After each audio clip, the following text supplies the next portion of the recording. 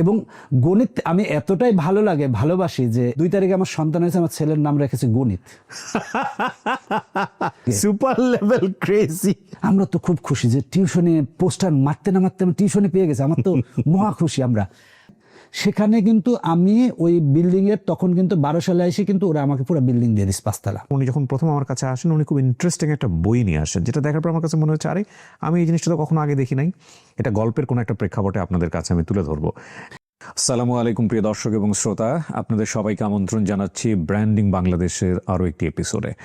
আপনারা নিশ্চয়ই জানেন যে স্টুডিও অফ ক্রিয়েটিভ আর্টস লিমিটেডের একেবারে ক্রিম প্রজেক্ট যদি আমি বলি, যেটা আমি একেবারে খুব চিন্তা করে শুরু করেছিলাম আজ থেকে প্রায় আরও 4 থেকে 5 বছর আগে, যে সামাজিক যোগাযোগ মাধ্যমের জন্য এমন কিছু এপিসোড নির্মাণ করতে চাই যেগুলো বছরের পর বছর মানুষের জন্য টিকে থাকবে। তো আপনারা খেয়াল করে দেখবেন যে আমাদের যে ইউটিউব চ্যানেলটি আছে studio of creative arts limited নামে, সেখানে ভিডিও সংখ্যা 100 পূরণ হয়নি, কিন্তু আলহামদুলিল্লাহ আপনাদের দোয়াতে এই চ্যানেল একেবারে 1 মিলিয়ন সাবস্ক্রাইবার ছুঁই করছে এবং এটা এত প্রিয় হয়েছে এই চ্যানেলটি। এবং শুরু থেকে এখন পর্যন্ত খুবই নিখুঁতভাবে কিছু এপিসোড, কিছু গল্প ওখানে তুলে ধরবার চেষ্টা করেছি এবং এই গল্পগুলোর শুরু এবং শেষ যেই প্যারাডাইমে থাকে। তো আজকে তেমনই একজন বা এই গল্পের ভান্ডারে আরও একটা পালক হয়তো বা যুক্ত হবে এবং আমি বিশ্বাস করি বাংলাদেশের আনাচে কানাচে এমন কিছু মানুষ আছেন যারা বাংলাদেশকে লোকালি এবং ইন্টারন্যাশনালি প্রতি মুহূর্তে তাদের কাজ দিয়ে ব্র্যান্ড করে চলেছেন। সে কারণেই আমরা এই অনুষ্ঠানটির নাম দিয়েছি ব্র্যান্ডিং বাংলাদেশ। তো আজকে কে আমার সঙ্গে রয়েছে তার কাছে যাওয়ার আগে আপনাদেরকে বলতে চাই, যদি আপনি এই অনুষ্ঠানে অংশগ্রহণ করতে চান দয়া করে আমাদেরকে ফোন করবেন। আমাদের ফোন নাম্বার হচ্ছে 09639887777। এছাড়া আপনারা চাইলে আমাদেরকে মেইল করতে পারেন। আমাদের মেইল অ্যাড্রেস হচ্ছে sharemystory24@gmail.com। ভাই, প্রথমে আপনার নামটা বলেন এবং আমাদেরকে তাকিয়ে গল্প করেন। হ্যাঁ, আচ্ছা, আমার নাম হচ্ছে সুমন রেজা। আপনার বয়স কত? আমার বয়স 38 বছর। 38 বছর। জন্ম জেলা? আমার দৌলতপুর থানার ফিলিপনগর ইউনিয়নের বাহিরমাদি গ্রামে, একেবারে ইন্ডিয়ার কাছাকাছি একটা গ্রাম। বলেন আপনি যেখান থেকে বলতে ইচ্ছে করে। আমি যদি গ্রামে যাই অনেকে আমাকে ডাকে সুমন বটি। সুমন বটি? সুমন বটি। বটি বলতে ওই যে তরকারি কাটে যে বটি দিয়ে, আমার বংশের নাম হচ্ছে বটি বংশ। আচ্ছা, ইন্টারেস্টিং। এটা নাই মানে বটিটা কেন? মুখে মুখে শোনা যে আজ থেকে 3-4 পুরুষ আগে যে আমার দাদা বড় একটা মাছ নিয়ে আসছিল। 3 দিন লাগতো ওই গ্রাম থেকে এই ঢাকাতে আসতে এবং 1 মাস চিকিৎসার পরে আমার দাদা 1972 সালে ফেব্রুয়ারি মাসে মারা যান। আচ্ছা। বাবার মুখ থেকে শোনা যে ওই দাদার লাশ নিয়ে গেছে অনেক কষ্ট করে, অনেক, এবং তার কাছে টাকা নাই তখন, কিন্তু বিভিন্ন জনের কাছ থেকে টাকা তুলছে এবং তার 6 মাস পরে কিন্তু আমার দাদি মারা যান। সব ভাই বোনকে 4-5-এ তখন থেকে আমি গরু চড়াইছি।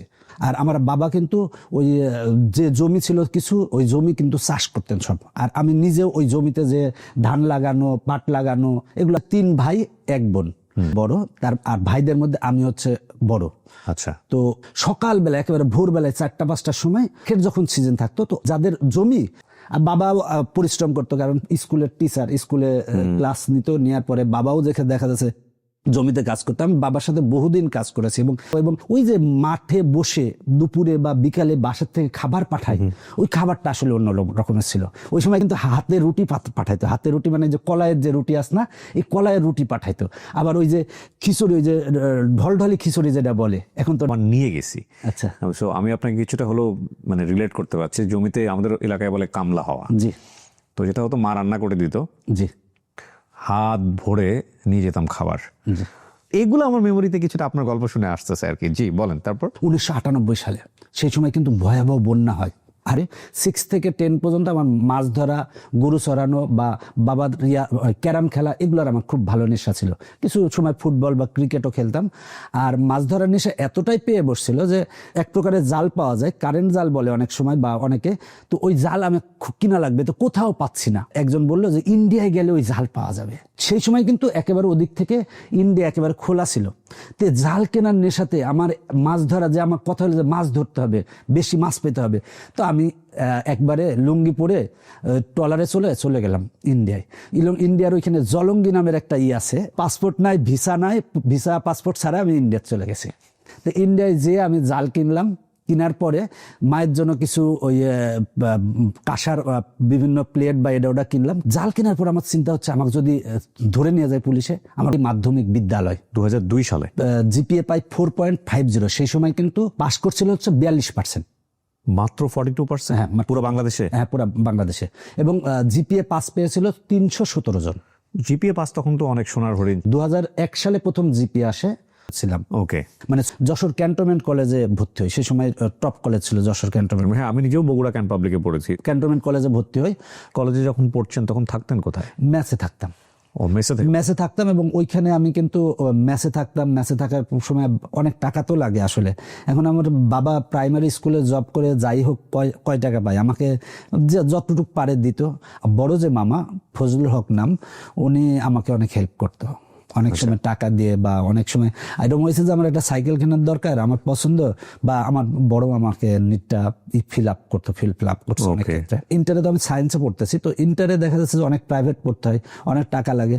তো বাবা যাই টাকা দিচ্ছে ওইটা দিয়ে যাই হচ্ছে। আমি তখন 2-1টা টিউশনিও করতাম সেই সময়। ইন্টার লাইফে টিউশনি করছি করে আমি কলেজ লাইফ আমি শেষ করছি। কলেজ লাইফ শেষ করার পর আমি যখন ঢাকাতে আসবো, এখন ভর্তি পরীক্ষার জন্য তো ঢাকায় আসতে হবে, তো ঢাকাতে আসবো, আমার কোনোভাবে টাকা নাই। এখন সব বন্ধু একসাথে চলে আসবো মনে করতেছি।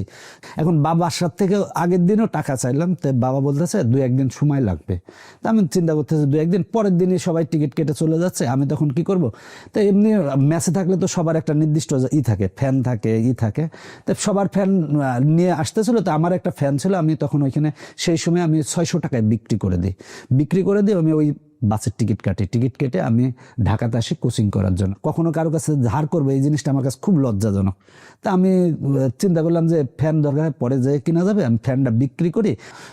এবং আমি 2005-06 সেশনে আমি ভর্তি পরীক্ষা দিই ঢাকা ইউনিভার্সিটিতে।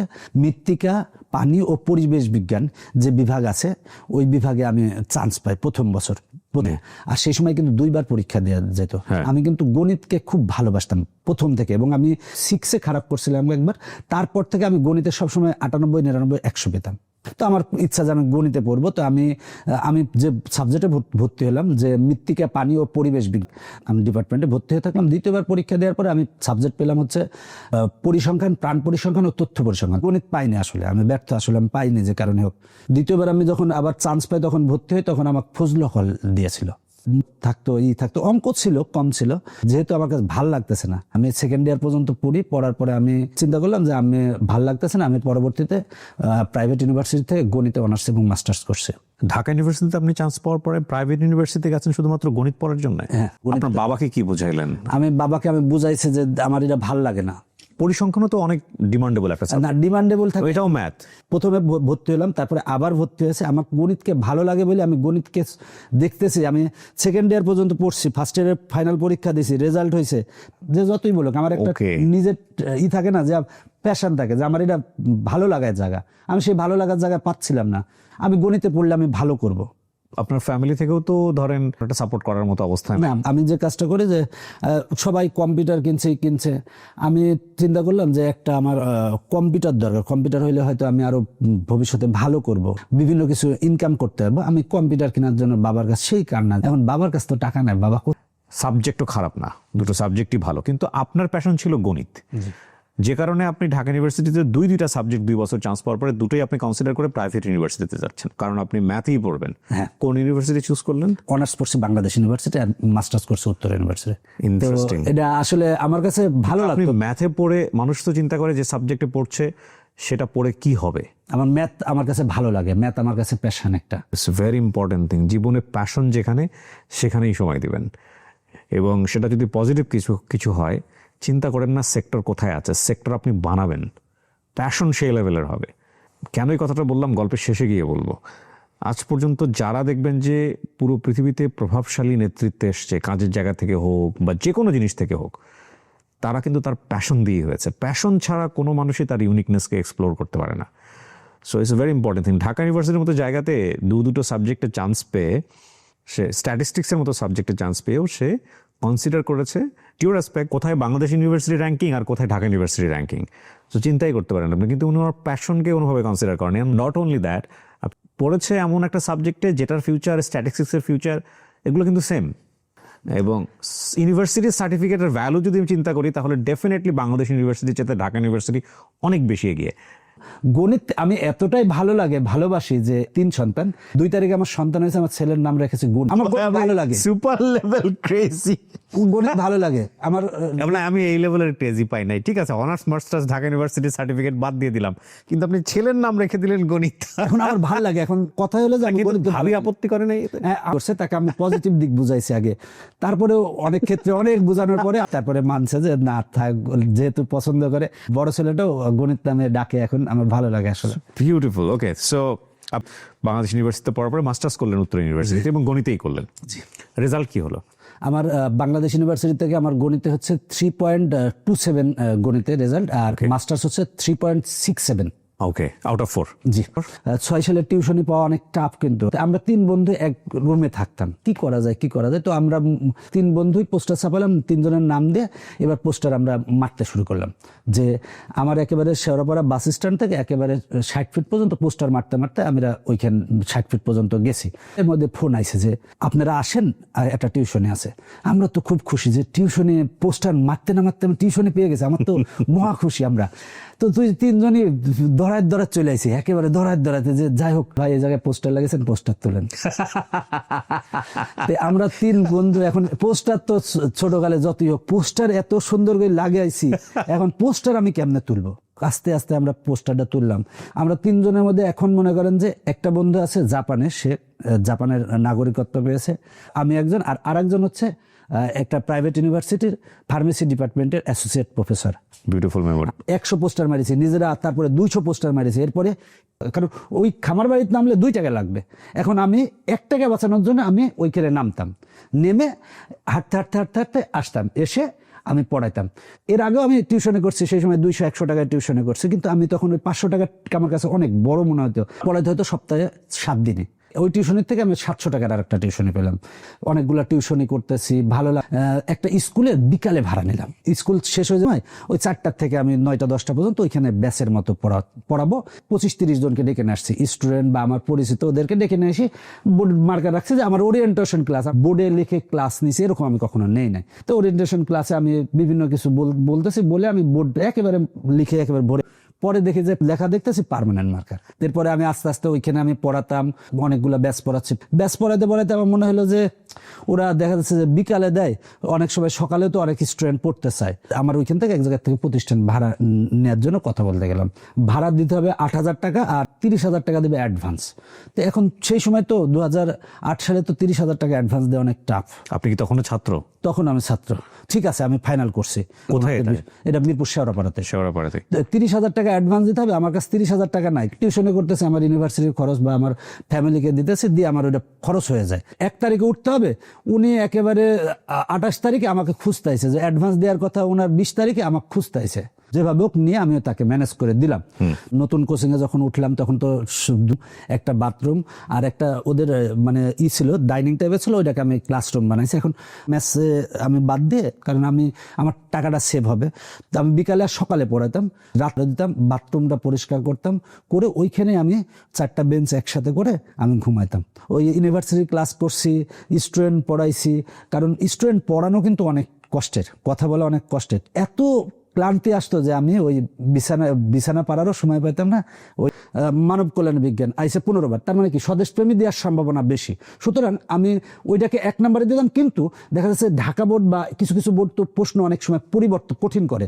গত বছর যদি একটু কঠিন করে, ওই বোর্ডে একটু বিশ্লেষণ করলে কিন্তু সুন্দর করে সাজেশন করা যায়। এই জিনিসটা আমি কিন্তু পারতাম, এবং এই জিনিসটা যদি আমি করে স্টুডেন্টের কাছে দিলে, স্টুডেন্টের দেখা যাচ্ছে হুবহু সবগুলো 1 নম্বর আসতো। সেপ্টেম্বর কি অক্টোবরের এসএসসি মডেল টেস্ট দিয়ে আমার কোচিং শুরু করার আগে আমি লিফলেট দিতে হবে স্কুলে।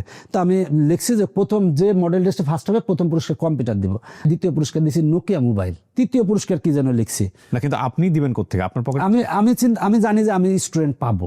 এটা বললে প্রচুর স্টুডেন্ট ভর্তি হবে, স্টুডেন্ট পাবো আমার বিশ্বাস, কারণ আমার কিছু স্টুডেন্ট অলরেডি আছে। এবং আমি লিফলেটের মধ্যে লিফলেটে লিখে দিলাম যে 1 মাস ফ্রি ক্লাস। আমি যখন স্কুলে লিফলেট দিয়েছি, এটা সত্যি 1 মাস ফ্রি ক্লাস। এর মধ্যে মনে করেন 100-150 স্টুডেন্ট চলে আসে, বিশাল প্রচারণা। তো এর মধ্যে এমন ভালো ক্লাস নিলাম, আর ফ্রেন্ডলি হয়ে গেলাম। 1 মাস পরে ওই দেখা যাচ্ছে যে যারা ছিল সবাই ওরা কিন্তু পরের মাস থেকে কন্টিনিউ করছে। 6 থেকে শুরু করে দ্বাদশ শ্রেণী পর্যন্ত সব ক্লাসের আমি গণিত পড়াতাম। আমার গণিত পড়াতে অনেক ভালো লাগে। 3 বন্ধু যে পোস্টার মারতে গেছিলাম, ওর মধ্যে একজন বন্ধু আমাকে 1 বছর ও কোনো টাকা ছাড়া কোচিং এ ক্লাস নিত। আর ওর সাথে আমার এত একটা ভালো মহব্বত ছিল, পরবর্তীতে ও লন্ডনে চলে যায়। এদিকে মনে করেন যে 9, 10, 11, 12 সেই সময় আমি অনেক সচ্ছল, কারণ অনেক স্টুডেন্ট আমার কাছে পড়তে যাচ্ছে। 30,000 টাকা আমি অ্যাডভান্স দিতে পারি নাই। সেখানে কিন্তু আমি ওই বিল্ডিং এর তখন কিন্তু 12 সালে এসে কিন্তু ওরা আমাকে পুরো বিল্ডিং দিয়ে দিচ্ছে 5 তলা, মানে স্টুডেন্ট ধরতেছে না। পরবর্তীতে আমি আর এক জায়গায় যেয়ে কিন্তু আরো 2টা ফ্লোর ভাড়া নিয়েছি। 2008 সালে কোচিং এর পরপরই আমি কিন্তু আমার মেজর ভাই খোকন নাম, ওকে কিন্তু আমি ঢাকায় নিয়ে আসি সরকারি বিজ্ঞান স্কুলে ভর্তি করে। 2009 সালেও কিন্তু আমার একেবারে ছোট যে ভাই, তাকেও আমি ঢাকায় নিয়ে আসি বাংলা স্কুলে ভর্তি করাই দিই। আমি কিন্তু কখনো কোনো ওই কোচিং থেকে আরেক জায়গা থেকে টিচার নিয়ে আসতে হবে তা না। আমার কাছে যে পড়ছে ওকে আমি প্রায়োরিটি দিতাম, তুমি এইভাবে পড়াও। শুধু টিচারের কখনো সমস্যা হতো না। আমি 12 সালে দেখা যাচ্ছে আমার হিউজ পরিমাণে, আমার তখন ওই 5 তলা বিল্ডিং, আবার এদিকে 2টা ফ্লোর, মানে এত পরিমাণ স্টুডেন্ট। তখন মনে করেন যে আমার 2000 প্লাস স্টুডেন্ট 12 সালে। 2000 প্লাস স্টুডেন্ট। আমার কিন্তু জায়গা দিতে পারতেছে না কোনো জায়গায়, এরকম অবস্থা। আচ্ছা, কোনো নাম রাখলেন প্রতিষ্ঠানের? আমার প্রতিষ্ঠানের নাম হচ্ছে টেকনিক টিচিং হোম। প্রথম থেকে এটাই ছিল? হ্যাঁ, প্রথম থেকে এটাই ছিল, টেকনিক টিচিং। ওকে, তারপর আপনাদের ওয়েবসাইটের ঠিকানাটা কি? আমাদের ওয়েবসাইটের ঠিকানা t.com.bd আর t.com.bd। ওকে, 2008 সালে আপনি যখন ইউনিভার্সিটি স্টুডেন্ট তখন শুরু করেছেন, আর 2012 4 বছরের মধ্যে এটা 2000 স্টুডেন্ট ক্রস করে যায়। আমি পড়াতে পারতাম ম্যাথ, ফিজিক্স, কেমিস্ট্রি, বায়োলজি এবং হায়ার ম্যাথ, এই 5টা সাবজেক্ট আমি পড়াইতাম।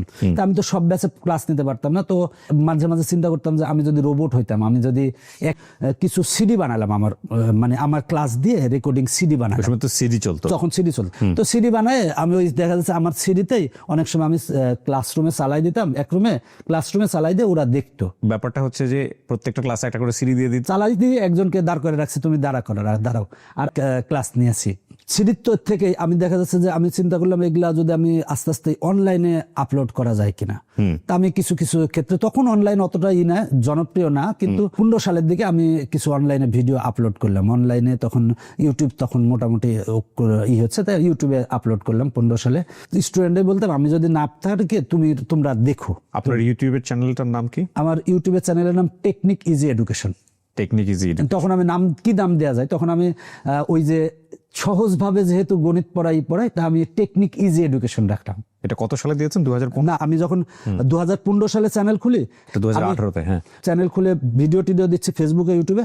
2016 সালে আবার কিন্তু আমার ওই যে মানে ওই বিভিন্ন খেলার মানে আমি পোস্ট করার ফলে বা বিভিন্ন কারণে আমার ওই 2টা চ্যানেল এবং আমার এদিকে ফেসবুক সম্পূর্ণ 16 সালে নাই। ওগুলো নাই হয়ে গেছে বা যে কোনো কারণে হোক। কারণে বলতে আরেকটা জিনিস আছে কি, আমি আবার এই সময় কিন্তু 3 million subscriber, my goodness, 19,000 video. কিন্তু আমি কিন্তু ওইভাবে আসলে টু বি অনেস্ট মানে আমার চোখে পড়ে নাই। মানে আমিও তো এডুকেশন টুল নিয়ে অনেকদিন ধরে কাজ করছি, প্রচার বলেন, প্রসারের জায়গায় বলেন, আপনাকে আমি এইভাবে দেখি না। কিন্তু আপনার এত কন্টেন্ট, আমার কিন্তু কন্টেন্ট আছে 40,000 ফেসবুক এবং ইউটিউব মিলে। এখানে কিন্তু আরো কয়েকটা পেজ আছে। এখানে একটা জিনিস আপনাদেরকে বলি প্রিয় দর্শক এবং শ্রোতা, উনি যখন প্রথম আমার কাছে আসেন উনি খুব ইন্টারেস্টিং একটা বই নিয়ে আসেন, যেটা দেখার পর আমার কাছে মনে হচ্ছে আরে আমি এই জিনিসটা তো কখনো আগে দেখি নাই। এটা গল্পের কোনো একটা প্রেক্ষাপটে আপনাদের কাছে আমি তুলে ধরবো, এবং এটা খুবই ইন্টারেস্টিং। তো বাক্সাতে যখন আমরা খেলা দেখতে গেছি 16 সালে টেস্টে, সেই দিন কিন্তু বাংলাদেশ ইংল্যান্ডকে কিন্তু 148 না 37 রানে কিন্তু হারাই দিছে। সব পত্রিকায় আমাদের ছবি দিয়েছিল যে এরকম আমরা চিল্লাইছি, এবং ওই যে বাঘের সাথে যে বাঘিনী গেছে এটা অনেক হাইলাইটস হয়েছিল।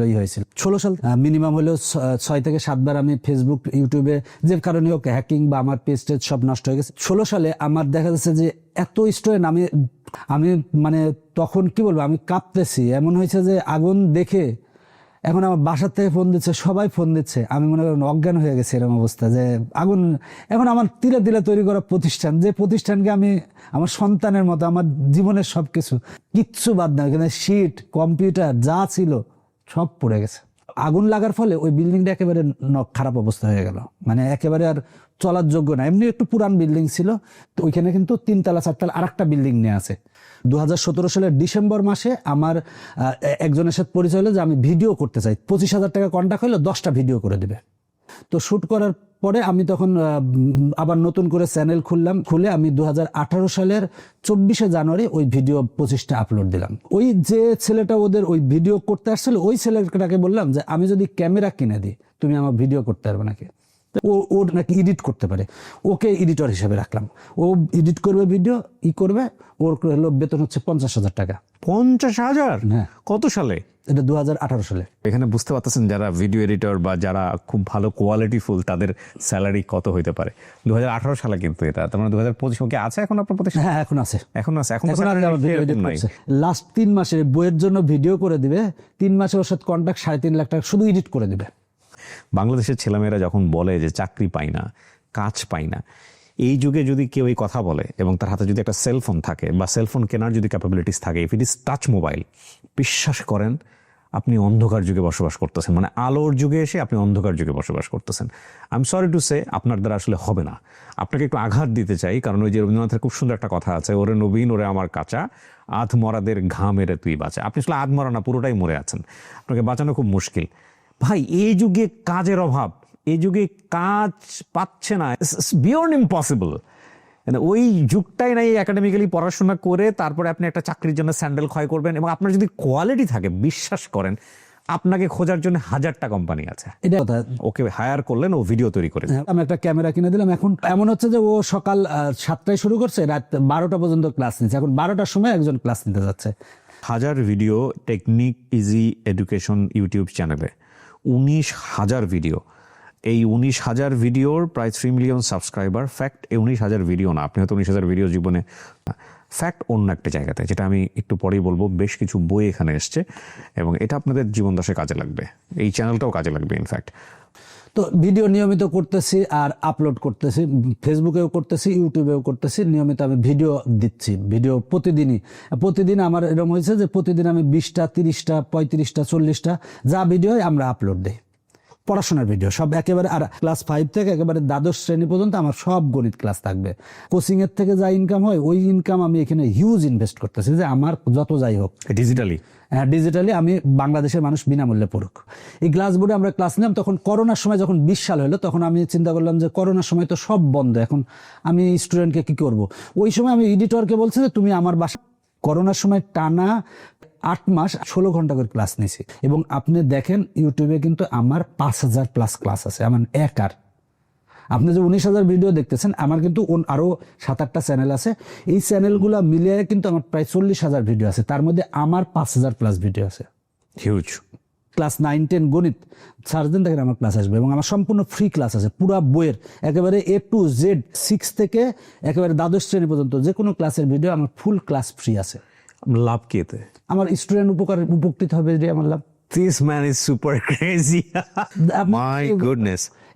উনি ইন্টারেস্টিং একটা কাজ করছে, আমি বলে দিই আপনাদেরকে। আমি এতক্ষণ ধরে ধৈর্য নিয়ে আসলে ওনার গল্পের কখন আমি এই জায়গাটায় আসবে সেটা আমি চিন্তা করছিলাম।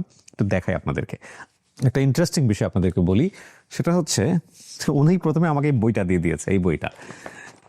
তো এই বইটাতে প্রত্যেকটা ম্যাথে উনি হচ্ছে একটা করে কিউআর কোড দিয়েছে। ধরেন আপনি ম্যাথটা করতেছেন, করতে গিয়ে আপনার মনে হলো যে ফাইন, এই ম্যাথটা তুমি ভালো করে বুঝতে পারতেছি না, জাস্ট মোবাইল ধরলেই হবে। এই কিউআর কোড ধরলে এই ম্যাথটা উনি যেখানে ভিডিওটা আছে ইউটিউবে সেখানে চলে যাবে এবং ডিটেল ওখানে আপনি ওনার পুরো ক্লাসটা পেয়ে যাবেন। আচ্ছা, আপনার জানার মধ্যে কেউ করেছে বাংলাদেশে? বাংলাদেশে আমরাই প্রথম যে এই বইয়ের সাথে শিক্ষক ফ্রি। এই বইটার জন্য কিন্তু 1220টা ভিডিও আছে। এই বইটাতে কটা ভিডিও আছে? 1220টা। ওই যে দেখেন ওইখানে প্রথমে। এটার দাম কত? এটার দাম 550 টাকা। এটা কোন ক্লাসের? এটা আপাতত আমরা এসএসসি 26-এর জন্য বের করছি, আমরা আগামী ডিসেম্বরে নবম দশম শ্রেণীর জন্য বের করব। এসএসসি 2026 গণিত। এবং এখানে যতগুলো ম্যাথ করা আছে প্রত্যেকটা ম্যাথের সাথে একটা করে কিউআর কোড দেওয়া আছে।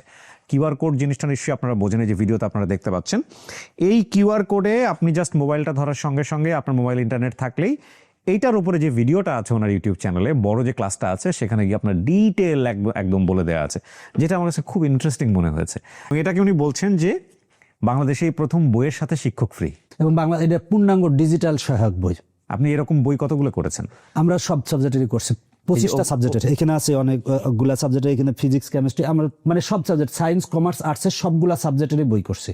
ওইটার জন্য 607টি কিউআর কোডে সম্পূর্ণ হাতে আমি কিউআর কোড রাখছি।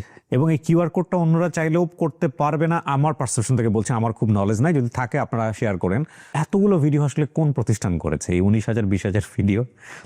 বিউটিফুল। এবং আরেকটা জিনিস আছে, সেটা হলো যে অনেক এমসিকিউ আছে ক্যালকুলেটরে করা যায় এবং শর্টকাটে করা যায়। এই জন্য কিন্তু প্রতিটা এমসিকিউ এর ওইখানে টাইপের ওইখানে কিন্তু 2টা করে কিউআর কোড আছে। একটা কিউআর কোডে সে স্ক্যান করলে সে হাতে লেখা এমসিকিউ দেখতে পারবে, আর একটা কিউআর কোডে স্ক্যান করলে সে ক্যালকুলেটরে বা শর্টকাট নিয়মে সে দেখতে পারবে। আপনার এই বইগুলো যদি কেউ দেখতে চায় বা কালেক্ট করতে চায়, সহজ পদ্ধতি কি? www.tpl.com.bd অথবা আমাদের অফিসে বললে আমরা একেবারে পাঠাই দিই ওদের কাছে, ওরা একেবারে ক্যাশ অন ডেলিভারিতে ওরা সংগ্রহ। যারা কালেক্ট করতে চান, স্ক্রিনে যে নাম্বারটা দেখতে পাচ্ছেন এটা ওনাদের প্রতিষ্ঠানের নাম্বার। আপনারা চাইলে ওখানে ফোন দিয়ে আপনারা বইগুলো দেখেন, যোগাযোগ করতে পারেন, কালেক্ট করতে পারেন। So beautiful one. শুধু যে গণিত না, আমার কাছে কিন্তু আমার সব সাবজেক্টের বই তৈরি করছি, ফিজিক্স, কেমিস্ট্রি, বায়োলজি। এরকম এর টোটাল হলো এসএসসির জন্য 24টা সাবজেক্ট আছে। আমরা 24টা সাবজেক্টের কোর্স। এসএসসি, হ্যাঁ, এইচএসসি আমরা শুরু করি না। আমাদের ভবিষ্যতের টার্গেট যে আমি একেবারে 4th থেকে দ্বাদশ শ্রেণী পর্যন্ত এবং নিয়োগ পরীক্ষা পর্যন্ত, আমি 4th থেকে দ্বাদশ এবং নিয়োগ এবং বিসিএস পরীক্ষা পর্যন্ত আমি এরকম কিউআর কোড ভিত্তিক। অনেক কষ্ট, মানে ভাড়া এবং টিচারদের বেতন প্রায় আমি 50 লাখ টাকা দেই। প্রতি মাসে 50 লক্ষ টাকা খরচ করেন আপনি ভাড়া এবং বেতন। এবং আরেকটা জিনিস, আমি কোনো স্টাফের বেতন 1, 2 এর 3 তারিখের পরে দেই না। সবসময় আমি 1, 2 তারিখে আমি ব্যাংকের মাধ্যমে আমার প্রতিটা স্টাফের বেতন দিয়ে দিই বা টিচারের বেতন দিয়ে দিই। আলহামদুলিল্লাহ। 50 লাখ টাকা আপনি কস্ট এবং প্রফিট তো ডেফিনেটলি থাকে। ওয়াও। টেকনিক ইজি, আমার অনলাইন প্ল্যাটফর্মের নাম টেকনিক ইজি এডুকেশন, আর অফলাইন প্ল্যাটফর্ম মানে যেটা কোচিং সেন্টার, সেটার নাম হচ্ছে টেকনিক টিচিং হোম। আর আমার হচ্ছে যে বইগুলা কিন্তু আমার পাবলিকেশন, আমি পাবলিকেশনও তৈরি করছি। পাবলিকেশন নাম হচ্ছে টেকনিক পাবলিকেশন। নিজে কখনো চাকরি করেন নাই? 2টা কলেজে আমি 2-3 মাস করছি। আমার কাছে চাকরি ভালো লাগে না। আপনার প্রতিষ্ঠানটা কোথায়? ঢাকা শহরে কোথায়? মিরপুর শেওড়াপাড়া। শেওড়াপাড়াতেই আছেন এখন পর্যন্ত? জি জি জি। প্র্যাকটিস করি না, এটা ট্রু। আরেকটা জিনিস কি, আমরা সূত্রগুলো মুখস্থ করি না। গণিতের কিন্তু ভালো হইতে হলে সূত্র মুখস্থ করতে হবে, প্রতিটা স্টেপ বুঝে বুঝে করতে হবে। 6-7 এর যোগ বিয়োগ বা এগুলা বা একেবারে ছোট থেকে ওই ভিতটা যদি ভালো করে তৈরি হয়তো, তাহলে জাস্ট যদি সে 9-এ পড়ে বা 6-এ পড়ে বা 10-এ পড়ে বা একাদশে পড়ে, আমি গণিত পারিনি, 3 না, আপনি প্র্যাকটিস করেন। Practice man makes perfect. না, এটা সত্য। এটা আপনি যেটা বললেন, এটা আমি আমার নিজের জীবন থেকেও বুঝি। আমার এমনও ঘটনা আছে, যেদিন গণিত পরীক্ষা দিতে যাবো, যেদিন আমার বাসায় মিলাদ দেওয়া হতো, মানে এত খারাপ ছিলাম আমি। It's true. 2 তারিখে হয়েছে এই মাসে। আচ্ছা, তাহলে তো কয়েকদিন। ভবিষ্যতে যদি প্রশ্ন করে যে বাবা তুমি আমার নাম গণিত কেন রাখছো, আর এই ছেলে যদি গণিতে খারাপ হয়, না জানি কি একটা অবস্থা। কথাটা আমার ওয়াইফ কি ভয়ঙ্কর একটা অবস্থা হবে, চিন্তা করে দেখেন। ঠিক আছে ভাই, থ্যাংক ইউ সো মাচ। আমার মনে হয় আপনার সাথে সময় খুব ভালো কাটলো, এবং আপনার এই প্রতিষ্ঠান এখন সবকিছু মিলিয়ে যদি ব্র্যান্ড ভ্যালুর জায়গাতে আমি চিন্তা করি, যে এই প্রতিষ্ঠানের মূল্যমান, আলহামদুলিল্লাহ আপনি মোটামুটি 200 লোকের কর্মসংস্থানের ব্যবস্থা করে। 200+ আমার স্টাফ সবসময় আমার কাছে আছে, এবং আমি আসলে চেষ্টা করি যে তাদের যাতে ভালো হয় বা উপকার হয়। আলহামদুলিল্লাহ, আলহামদুলিল্লাহ। আমি শেষ করতে চাই, তার আগে যদি আপনার কিছু বলার থাকে। আমার বলা একটাই, যে মানুষকে পরিশ্রম করতে হবে। এই সময় কিন্তু পরিশ্রমের সময়। আসলে তুমি নিজেই রিলস বানাও না, তোমারটা আরেকজন দেখুক। ফেসবুক, ইউটিউব বা টিকটক যাই বলেন, এরা কিন্তু আপনার মাথাকে ওইভাবে কিন্তু করে ফেলছে যে আপনি যেটা দেখতেছেন তাই দেখাচ্ছে। এখান থেকে বের হয়ে আপনি যদি চিন্তা করেন যে আমি নতুন কিছু করব বা আমি কিছু করব, হিউজ পরিমাণ যদি আপনি পরিশ্রম দেন, প্রতিদিন যদি আপনি নিজে 12 থেকে 15 ঘন্টা পরিশ্রম করেন, আপনি 100% ট্রু। যারা আমার ছাত্রছাত্রী আছো, যারা তাদেরকে আমরা বলবো, আমি ভালো কিছু মানুষকে আমার সাথে পেয়েছি, যারা আমার আছে পরিশ্রম করছে, সবার জন্য অনেক অনেক ধন্যবাদ। আমার অফিসের যারা আছে, নাম বলতে পারি নাই, তাদেরকেও অনেক অনেক ধন্যবাদ। সবাই ভালো থাকবে, সবার জন্য শুভকামনা রইল। প্রিয় দর্শক এবং শ্রোতা, অসম্ভব সুন্দর একটি এপিসোড। আপনি যদি চিন্তা করেন যে মানুষটি ঢাকায় এসেছিল নিজের একটা টেবিল ফ্যান বিক্রি করে 600 টাকা দিয়ে, এখন প্রতি মাসে প্রায় 1.5 কোটি টাকার উপরে তার লজিস্টিক এবং একই সাথে এমপ্লয়ি কস্ট বিয়ার করেন তার প্রতিষ্ঠানের জায়গাটা থেকে, 4টি প্রতিষ্ঠানের জায়গাটা থেকে। প্রায় 200-এরও বেশি এমপ্লয়ীদেরকে উনি কাজের ব্যবস্থা করেছেন, এবং একই সাথে উনি কিছু আমি বলবো যে একাডেমিক্যালি কিছু অ্যাসেট তৈরি করেছেন, যেটা সব মানুষের কাজে লাগবে। আমরা বলছি না যে আপনাকে এই বইটা নিতে হবে, ডেফিনেটলি না। বরং ওনার যে ইউটিউব চ্যানেল বা ওখানে উনি যেই সব তথ্যগুলো দিয়ে রেখেছেন ফ্রি, তো এই পরিমাণ ক্রেজিনেস, এই পরিমাণ প্যাশন আমি আসলে গণিতে এর আগে আমি আর কারো দেখিনি।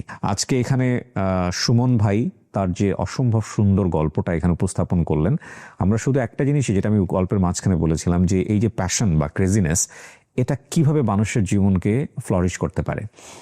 দেখেন, উনি যখন গণিতে পড়েছে অনার্স কিংবা মাস্টার্সে, উনি কিন্তু এটা জানে না যে উনি এটা পড়ে কি করবে। ওনার ভালো লেগেছে এটা পড়তে, এবং সে কারণে উনি ঢাকা ইউনিভার্সিটি স্যাক্রিফাইস করে গণিতেই পড়েছে, তাও একটা প্রাইভেট ইউনিভার্সিটিতে।